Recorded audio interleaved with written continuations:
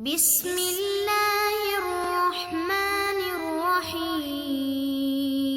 السلام علیکم ورحمۃ اللہ وبرکاتہ۔ معزز طلباء کرام، امید ہے آپ سب بخیر و عافیت ہوں گے۔ آج ہم سیاہ ستہ کی عظیم المرتبت کتاب سنن ابن ماجہ کے سبق نمبر 52 کو پڑھنے جا رہے ہیں، اور ہمارے آج کے سبق کا عنوان ہے فَأَمَّا إِذَا رَكِبْتُمُ الصَّعْبَ وَالذَّلُولَ فَهَيْهَاتَ۔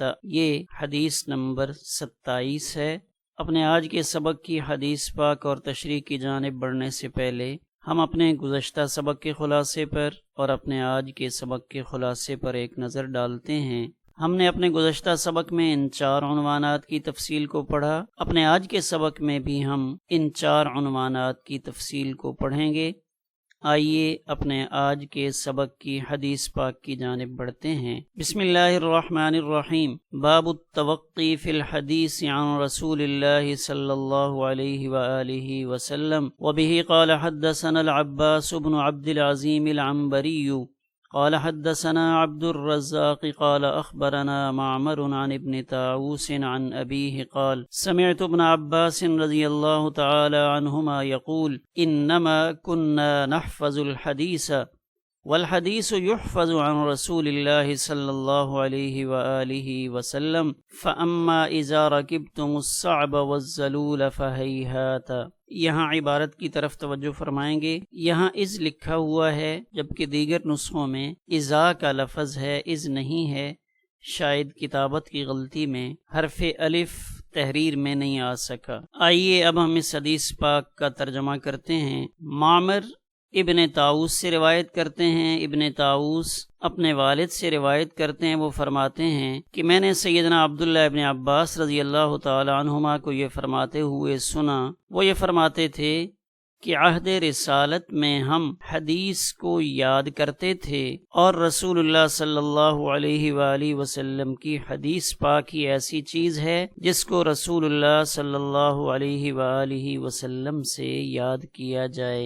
مگر جب تم لوگ ہر سخت و نرم سواری پر سوار ہونے لگے فہیہات، تو اخذ حدیث کا معاملہ دور ہو گیا۔ آئیے اب ہم اس حدیث پاک کے روات کے احوال پر ایک نظر ڈالتے ہیں۔ اس حدیث پاک کی سند کے پہلے راوی عباس ابن عبد العظیم العنبری ہیں، جو 11ویں طبقہ کے کبار محدثین میں سے ہیں۔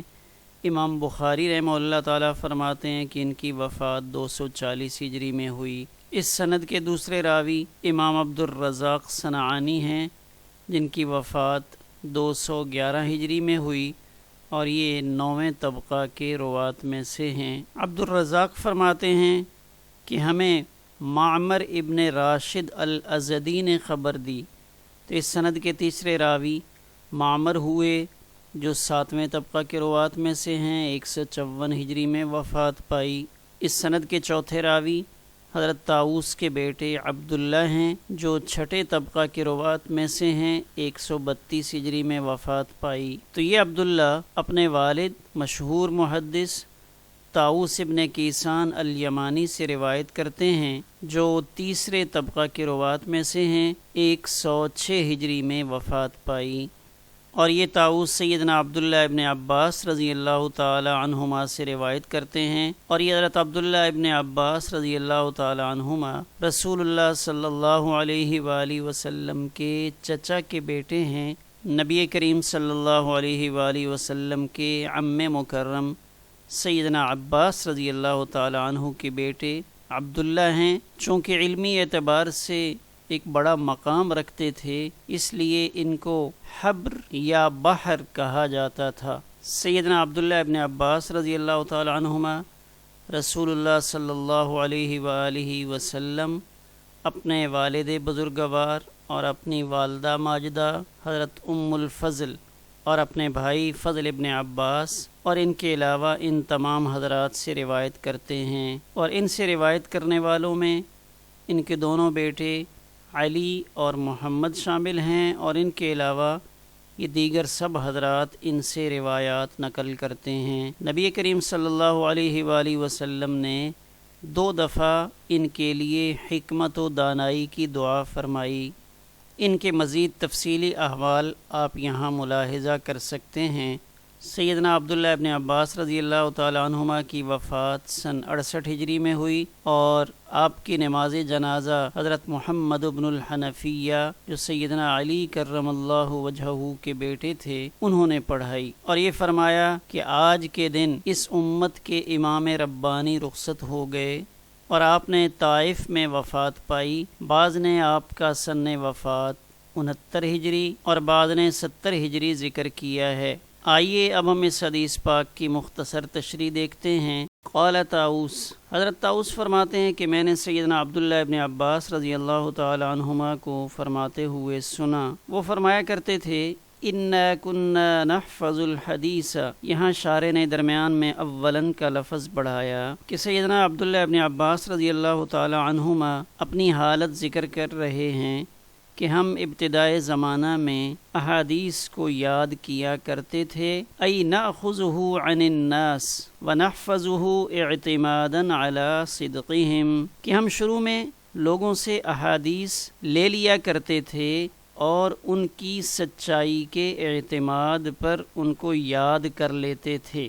ناخذہ عن الناس، علامہ سندھی یہ مطلب بیان فرماتے ہیں کہ ہم لوگوں سے حدیث لیتے تھے اور ان پر اعتماد کر کے یاد کر لیتے تھے، یعنی افراد سے متعلق ہمیں کسی قسم کا یہ وہم نہیں ہوتا تھا کہ انہوں نے حدیث پاک کو صحیح یاد نہیں رکھا ہوگا یا اس میں کچھ ملاوٹ کر دی ہوگی۔ اس قسم کی بد اعتمادی اس دور میں نہیں تھی۔ یہاں سیدنا عبداللہ ابن عباس رضی اللہ تعالی عنہما نے اِنَّا كُنَّا جمع کا صیغہ استعمال فرمایا، جس کا اطلاق ان کی ذات گرامی کے ساتھ ساتھ دیگر صحابہ کرام رضوان اللہ علیہم اجمعین پر بھی ہوتا ہے، جس کا نتیجہ یہ نکلا کہ احادیث کو یاد کرنا عہد رسالت سے ہی حضرات صحابہ کرام رضوان اللہ علیہم اجمعین کا معمول تھا، اور وہ آپ کی ہر گفتگو بہت توجہ اور سنجیدگی سے لیتے تھے۔ اور پھر ان میں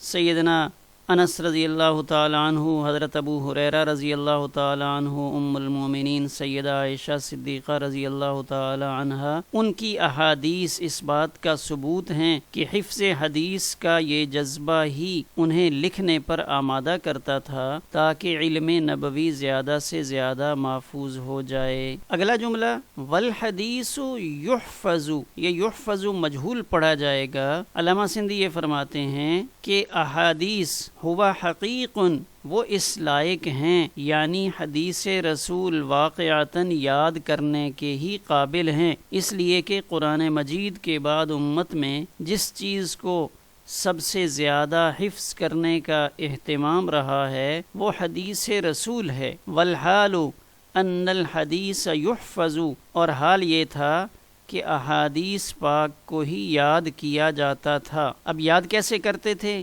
یؤخذ عن فم رسول اللہ صلی اللہ علیہ وآلہ وسلم، کہ رسول اللہ صلی اللہ علیہ وسلم کی زبان اقدس سے جب وہ احادیث بیان ہوتی تھیں تو ان کو سن کر حضرات صحابہ کرام رضوان اللہ علیہم اجمعین یاد کیا کرتے تھے، اور پھر حضرات محدثین نے قریہ قریہ چھان کر جو صحاح، جوامع، سنن، مسانید، معاجم اور مستدرکات کے امت کو مجموعے دیے ہیں، ان کا مقصد بھی یہی تھا کہ احادیث رسول اچھی طرح سے محفوظ ہو جائیں۔ ای فی الزمن الذی ہوا حقیق بأن یعتنی بہ، اس زمانے میں جس زمانے میں احادیث ہی اس لائق تھیں کہ ان کو توجہ دی جائے اور ان کو یاد رکھا جائے۔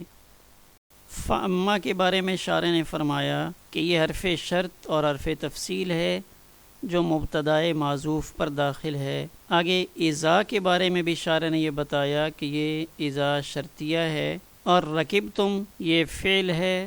آگے جمل کا ذکر فرمایا، الجمل الصعب الذی لا یطیع راکبہ، کہ ایسا اونٹ جو اپنے سوار کی اطاعت نہ کرے، اور والجمل الذلول الذی یطیع صاحبہ، ایسا اونٹ جو اپنے سوار کی اطاعت کرے۔ صعب سے متعلق شارح نے بتایا کہ یہ صعب کنایہ ہے احادیث ضعیفہ سے، اور ذلول یہ کنایہ ہے احادیث صحیحہ سے، اور رکوب کا لفظ یہ کنایہ ہے ان احادیث کی روایت سے۔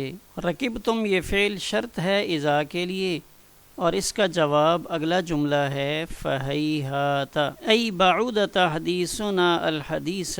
ہیہات بعودہ کے معنی میں ہے کہ اب ہم سے حدیث کی روایت دور ہو گئی، یعنی ہم حدیث کو روایت کرنے سے رک گئے ہیں۔ کیوں؟ خوفا من الکذب علی رسول اللہ صلی اللہ علیہ وآلہ وسلم، نبی کریم صلی اللہ علیہ وآلہ وسلم پر کذب کے خوف سے۔ اور ہیہاتا یہ اسم فعل ہے، اور ہیہاتا یہ اسم فعل ماضی ہے جو بعودہ کے معنی میں ہے۔ آگے شارح فرماتے ہیں کہ اس کی تقدیری عبارت یہ بنے گی وَأَمَّا تَحْدِيثُنَا الْحَدِيثَ وَقْتَ رُكُوبِكُمُ الصَّعْبَ وَالذَّلُولَ فَبَعِيدٌ عَنِ الْعَقْلِ لَا يَقَعُ مِنَّا۔ اور بہرحال ہماری طرف سے حدیث کی روایت ایسے وقت میں جب آپ لوگ اچھی اور بری سواریوں پر سوار ہو، یعنی ضعیف اور صحیح کی تمیز کیے بغیر حدیث کو روایت کرتے ہو، تو ایسے وقت میں عقلاً یہ بات بعید ہے کہ ہم حدیث کو روایت کریں۔ امام سندھی فرماتے ہیں کہ رکوب الصعب والذلول یہ جملہ نقل حدیث میں افراط و تفریط سے کنایہ ہے، اس وجہ سے کہ اب ان لوگوں کے احادیث کو نقل کرنے پر اعتماد باقی نہیں رہا۔ اور شارح فرماتے ہیں کہ یہ احتمال ہے کہ اس جملے کا یہ معنی ذکر کیا جائے کہ سیدنا عبداللہ ابن عباس رضی اللہ تعالی عنہما نے ارشاد فرمایا اِنَّا كُنَّا نَحْفَظُ الْحَدِيثَ عَلَى النَّاسِ بِالْإِلْقَاءِ عَلَيْهِمْ وَبِالرِّوَایَةِ لَهُمْ، کہ ہم پہلے احادیث کو یاد کیا کرتے تھے اور لوگوں کے سامنے روایت کر دیا کرتے تھے۔ وَحِينَمَا ظَهَرَتْ فِيهِمُ الْخِيَانَةُ، لیکن جب ان میں خیانت ظاہر ہو گئی افراط و تفریط کے اعتبار سے، تو اب عقلاً یہ بات بعید ہے کہ ہم ان کے سامنے احادیث کی روایت کریں۔ علامہ سندھی یہ فرماتے ہیں فَبَعِيدٌ أَن نَّرْوِيَ لَهُمْ، ان سے حدیث رسول بیان کرنا ہمارے لیے بعید ہے۔ کیوں؟ اس وجہ سے کہ نقل روایت میں بے احتیاطی کی وجہ سے وہ وضع حدیث کی راہ ہموار کریں گے۔ وفیہ نظر، یہاں شارح فرماتے ہیں کہ ایک سوال پیدا ہوتا ہے کہ چلیں یہ بات تو سمجھ میں آتی ہے کہ جب لوگوں نے جھوٹ بولنا شروع کر دیا تو لوگوں سے روایت لی نہ جائے، یہ تو سمجھ میں آتا ہے کہ لوگ شاید جھوٹی روایت ذکر کر دیں۔ لِأَنَّ كِذْبَ النَّاسِ يَمْنَعُ مِنَ الْأَخْذِ عَنْهُمْ، لوگوں کا جھوٹ بولنا وہ لوگوں سے روایات لینے کے معاملے میں تو مانع بن سکتا ہے، لا من تعلیمہم، لیکن اگر ان کو احادیث سکھائی جائیں، ان کے سامنے صحیح احادیث کی روایت کی جائے تو اس میں تو کوئی رکاوٹ نہیں ہے، ان کو احادیث سکھائی جائیں۔ فَإِنَّ الْجَهْلَ يُوجِبُ الْإِكْثَارَ مِنَ الْكَذِبِ، اس لیے کہ جب ان کے سامنے صحیح احادیث بیان نہیں کی جائیں گی تو جہالت ان کو جھوٹی احادیث کثرت سے بیان کرنے پر ابھارے گی۔ جب ان کے پاس صحیح علم نہیں ہوگا تو وہ جھوٹی روایات خواہ مخواہ بیان کریں گے، اس لیے ان کو احادیث بتانی تو چاہیے، ہاں ان سے لینے میں احتیاط تو سمجھ میں آتی ہے۔ الا ان یقال، مگر یہ کہا جائے کہ انہم کانوا یغیرون فی النقل، کہ جب ان کے اندر بے احتیاطی عام ہو گئی تو پھر وہ ان احادیث کو جو ہم سے سنیں گے ان کو روایت کرنے میں بھی بے احتیاطی کا مظاہرہ کریں گے اور نقل حدیث میں تبدیلی کر دیں گے۔ کیوں؟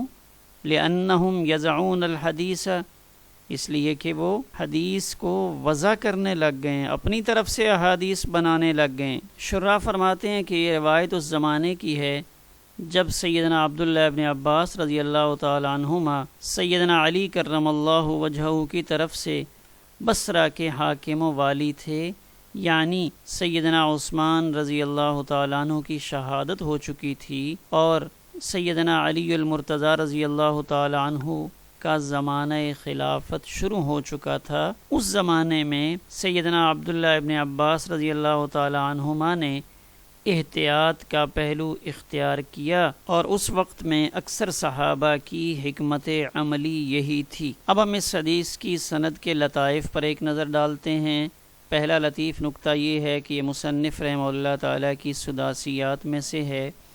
دوسرا لطیف نکتہ یہ ہے کہ اس کے تمام رجال صحیح ہیں۔ تیسرا لطیف نکتہ یہ ہے کہ اس کی سند میں 2 راوی یمن کے ساتھ تعلق رکھتے ہیں، اور امام ابن ماجہ کے شیخ ان کا تعلق بصرہ کے ساتھ ہے۔ سیدنا عبداللہ ابن عباس رضی اللہ تعالی عنہما یہ مدنی ہیں، پہلے مدینہ منورہ میں رہے، پھر بصرہ میں رہے، پھر مکہ مکرمہ میں رہے، اور آخر میں طائف میں رہے۔ یہ چاروں نسبتیں سیدنا عبداللہ ابن عباس رضی اللہ تعالی عنہما کے حوالے سے ذکر فرمائی ہیں۔ چوتھا لطیف نکتہ یہ ہے کہ اس میں بیٹے اپنے والد سے روایت کرتے ہیں۔ پانچواں لطیف نکتہ یہ ہے کہ اس میں تحدیث، انباء، عنعنہ تینوں طرح کے الفاظ موجود ہیں، اور یہ سارے صیغے اتصال کے ہیں۔ چھٹا لطیف نکتہ یہ ہے کہ اس میں وہ جلیل القدر صحابی جو عبادلہ 4 میں سے ہیں، یعنی سیدنا عبداللہ ابن عباس رضی اللہ تعالی عنہما